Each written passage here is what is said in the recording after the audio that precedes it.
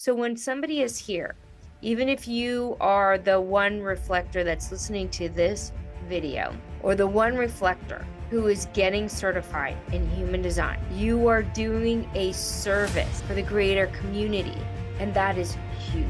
Hello, visionary, and welcome back to our channel. This is Raquel of Raquel and Davidian Unleash Your Genius. I'm really excited about this video. We're going to be talking all about the Human Design Reflector. If you are not a reflector, but you're new and you are studying human design, this is equally important for you. This is a highly requested video. We don't have a lot of videos on reflectors, and I'll tell you why. The reflector is a powerful aura type. It has the ability to wake up 100 generators when it decides to wake up. However, according to Ra Uru, it actually is the hardest aura type to wake up. Now, that's a lot of responsibility for a reflector, and I want them to come to me naturally and ask for guidance. I usually work one-on-one with a reflector that's ready to wake up, because otherwise the energy can actually keep a whole population of people a little bit more hooked into the matrix and a little bit more asleep. So it's a very interesting contemplation, and I'm excited to get into it in this video.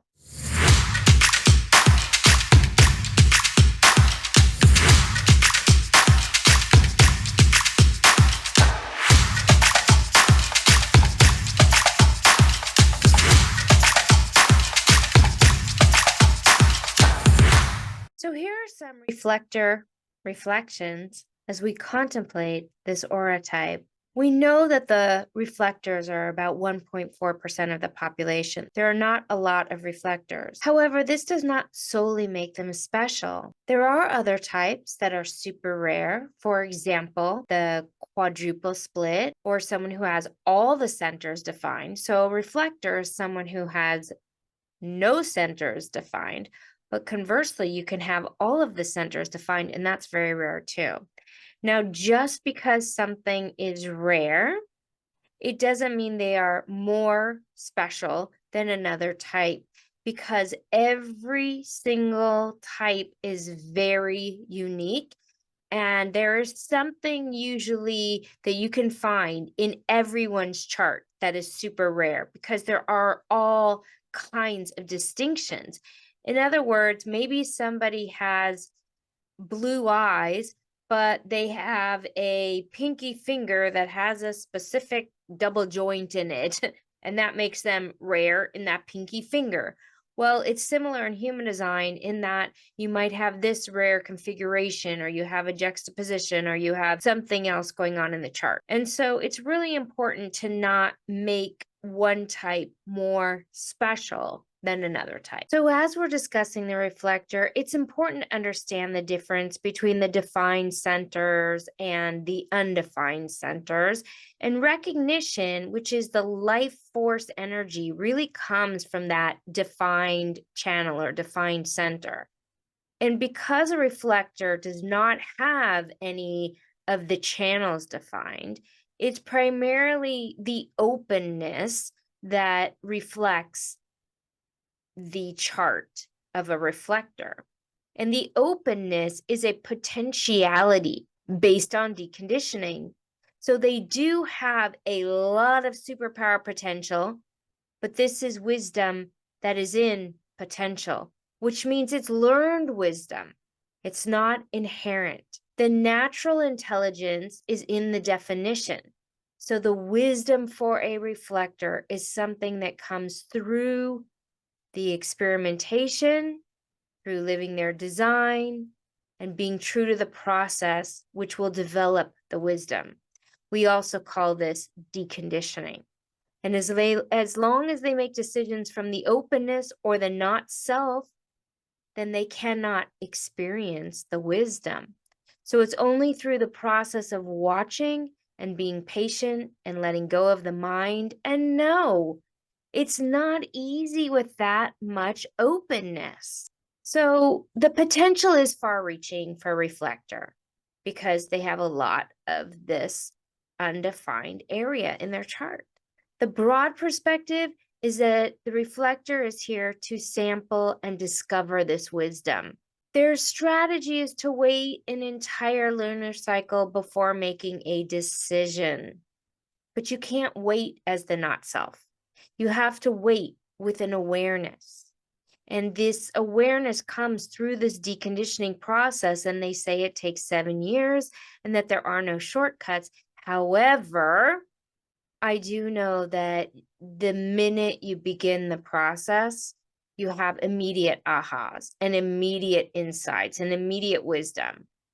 So even though it does take time, you will immediately notice the difference when you begin deconditioning. When Ra was teaching, he said he experienced one awake reflector. And one awake reflector is equal to 100 conscious generators, meaning it has that much influence. Conversely, one reflector can keep 100 generators from waking up because the aura is very strongly influencing the homogenized force. This is because they put out a homogenizing force in the neutrino stream, and they will unknowingly sabotage people from waking up. They are an agent of the program. And I know that sounds shocking and crazy and weird, and you might think of the Matrix and all of those elements that are keeping everybody stuck in the Matrix. And in a way, it is sort of like that. So when somebody is here, even if you are the one reflector that's listening to this video, or the one reflector who is getting certified in human design, you are doing a service for the greater community. And that is huge. But it also means that as an agent of the conditioned matrix world, it is much harder for a reflector to wake up. All right, so let's talk about how to track the moon and how to understand your process as a reflector. So in order to track the moon, goes about 10 hours before changing the next gate. In order to begin this process, you're going to check the moon the minute that you decide to do this monthly process. So we're going to look at the movement of the moon based on the just now chart. And then what you'll want to do is list out all the gates in your chart, and then list out the gates that will make a channel. Don't worry if this sounds confusing. I'm going to show you step by step how to do this. When a gate makes up a channel, it goes through their transit. The idea is that they feel that energy. They let that surge move through them. And then as a reflector, you're going to want to journal this experience, particularly when you're trying to make a decision for the month. So if you have a big decision, you're supposed to wait the full 28-day cycle. You go through the full cycle, and how does it feel as all of these energies move through you before you make a decision? Now, it's also stated that Ra encourages the reflector to do this after they've really spent about a full cycle outside of anyone's aura. Now, this is a luxury if you have the ability to do this, to take a vacation or go out in nature, to spend a full 28 days alone. If you have the ability to do that, Ra does recommend that you do that first and then start tracking. So for this example, I'm going to start the moon as of where it is right now at the recording of this video. Okay, so here we are on the just now chart. And what we're looking at is where is the moon in the black at the moment of looking at the just now chart. So today we are in the 16th of February. It's 3:14 p.m. Pacific Standard Time, and the moon is in the gate 58. Now it's going to go through all the line numbers before it shifts. So this is just showing you a little bit more of the energy of the gate, and it's going to go through the 6, 5, 4, 3, 2, 1 before it shifts on the wheel. So we're going to start for the example today at the gate 58. So let's look at the wheel, and you'll see that here is the gate 58. The wheel goes to the left. So what that means is that in about 10 hours or whenever it was in the cycle I don't know exactly when it was, but the next place that the moon is going to go is in the gate 38. And so, what you want to do is you want to look at all of these gates and go all the way around and find out when it makes a channel in the chart that you are looking at. So, if you're a reflector, pull out your chart. If you're somebody who's trying to learn how to do this, then find the reflector in your inner circle. So, as I've been recording this video, the moon actually began to shift and it is now in the gate 38.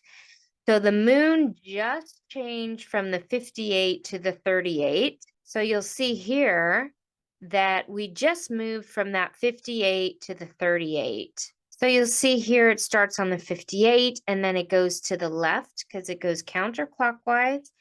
So the next placement would be the gate 38, the 54, the 61, the 60, between 10 to 12 hours before it makes that shift. So now I'm going to use a reflector chart to help you understand how we're tracking this with a specific chart. When you look at this chart here, you see the gate 58 here off of the root. So when we have the transit in the moon 58, this does not change her chart. So then we go to the 38. Again, there's no change because she has that gate 38. Then we go to the 54. And again, no change.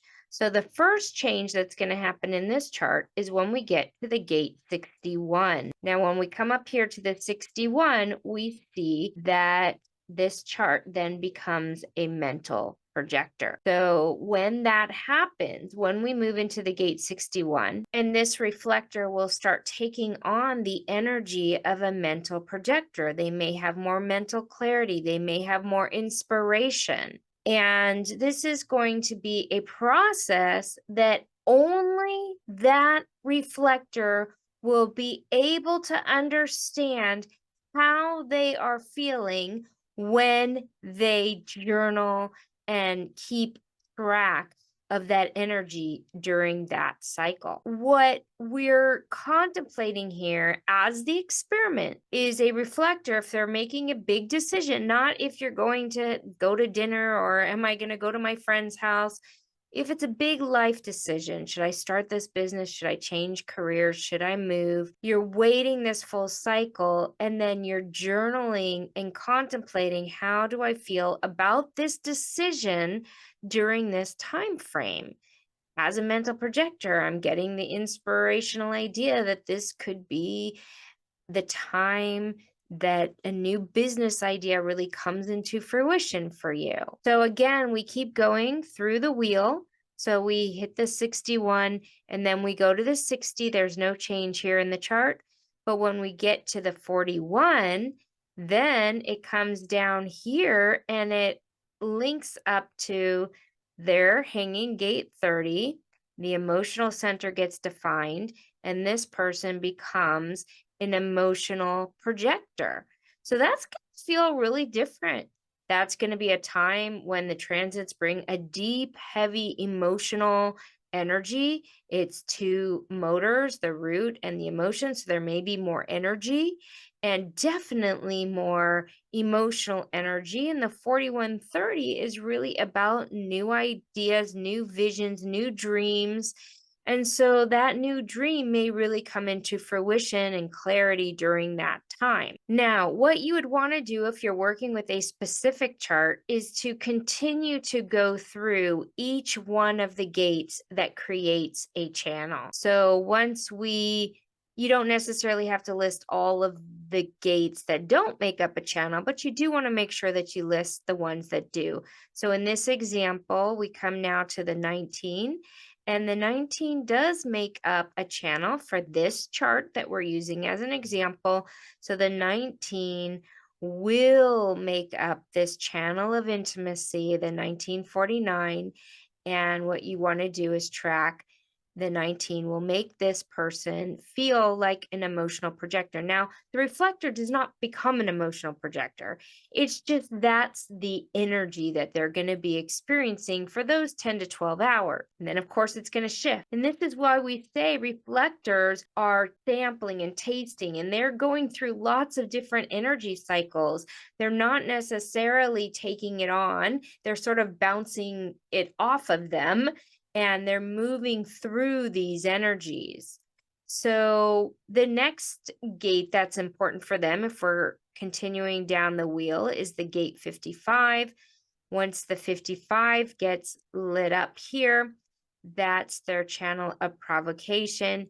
And again, it's emotional projector.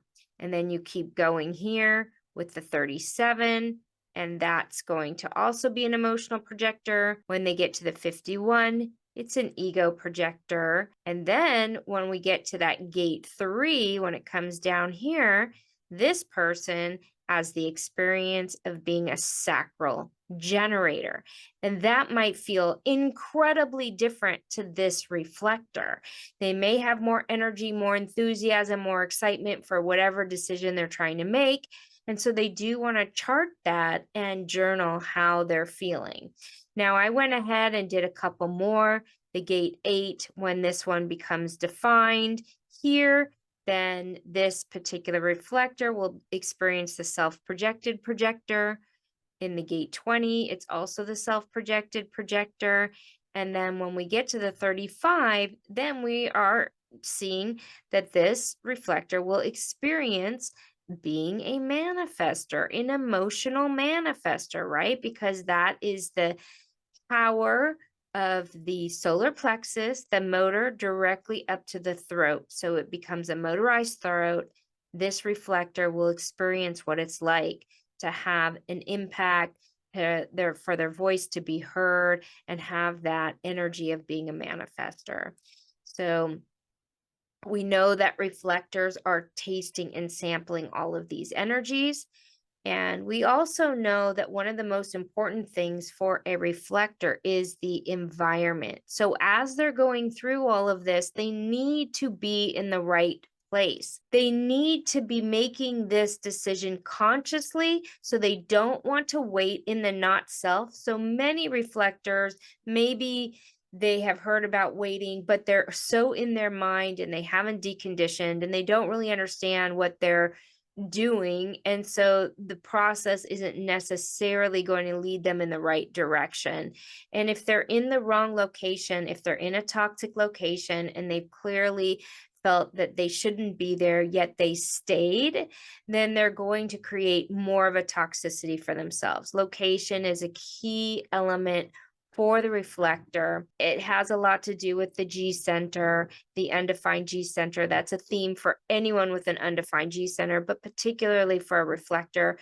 And Ra has also said that any reflector who is in the correct environment will literally begin to heal the energy and the aura of all reflectors. It's a huge impact when a reflector is in the right place. And what he's saying by that comment is that most reflectors are in toxic environments for them. Maybe they're staying in a career that's not correct for them, that they hate. They're a lifelong teacher and they hate being there, and yet they show up every single day. Or they're in a relationship that's not correct for them, that drains them, and they stay because of the kids or the money or whatever it is. So location is really important. So you get the idea of how this is generated and what you need to do in order to list out for yourself the chart. So then you might see an example of something like this where all the gates are listed out. So that's sort of how you would map it out in your chart. And so a reflector, as they go through the transits, they'll feel how each gate is providing that definition. And yes, it takes time and it takes consciousness. So here's 2 fun examples of reflectors. And I just, again, pulled these from the internet. I don't have access to these charts. And I've seen Michael Jackson come up as a reflector and a projector, but from my research, he is a reflector. And it makes sense to me looking at him as a reflector, because in my opinion he's reflecting the health of the music industry, a lot of superficiality, having endless plastic surgeries, a lot of toxicity. And whatever you believe about his past or his innocence or guilt in a lot of the court cases he was involved in, you can definitely all agree that he had undergone so much plastic surgery that it was said when he died, his nose literally fell off because it was a prosthetic nose. He had gone through so much plastic surgery. That comes from being in front of the public and having so much criticism on your looks and your face, that you go through so much plastic surgery that you literally destroy your face. And he also died of a drug overdose. He could not sleep and he was taking this anesthesia to knock him out. So there's a lot of intense problems that come with the music industry. As we all know, we've seen this happen with a lot of famous people. There's a huge weight of the ego when someone's not self-actualized. And so, in my opinion, Michael Jackson reflects the negativity of that industry. And we also have another example here, which is Amma, which is the hugging saint. And I have actually had the pleasure of hugging her and being in her community. So I've not been in the inner circle or seen what goes on behind the scenes. So you never really know. But to me, she does reflect the purity of love. She is a huge loving force, and she just will sit and hug thousands of people in hours and hours and hours. And it's a powerful and profound experience. One of the things that I found is pretty interesting looking at both of these charts is they both will cycle through that gate 54. They both have the hanging gate 32. And so they both will cycle through the hanging gate 54 as a powerful impact on their charts, which is that path of the enlightenment or endarkenment. And you can see that that might be something that cycled through them each month that they needed to process and understand. That's just one example. There are other things as well. Both the feminine and the masculine here would be cycling through the channel of values and the sexuality. And so there's interesting similarities actually here. They are very different, obviously. They're both 6-2s, so they both had to awaken into the role model. Actually, many people say in human design, those people that are not stepping into the role model will leave the planet abruptly, which we see in the case of Michael Jackson. I believe he was 50 years old when he died. And that's about the time when you're supposed to be emerging as the role model. And that sixth line that doesn't emerge as the role model is in a very tragic situation. And it's not uncommon to see them leave the planet in a very traumatic or dramatic way, which we do see with Michael Jackson. So just some interesting reflector reflections as we're contemplating how to assist reflectors in utilizing their chart for the depth and the awakening that is a potential for each one of these amazing beings. So thank you so much for being part of our community. It's a true honor to have you here, and please participate. I would love to hear your comments below. Do you know a reflector? Do you work with any reflectors? Feel free to share this video with any reflectors you know, and any comments, likes, or anything that you can do to support the channel is really useful and helps us to get our message to those people that need it. Thank you again so much, and we'll look forward to seeing you in the next video.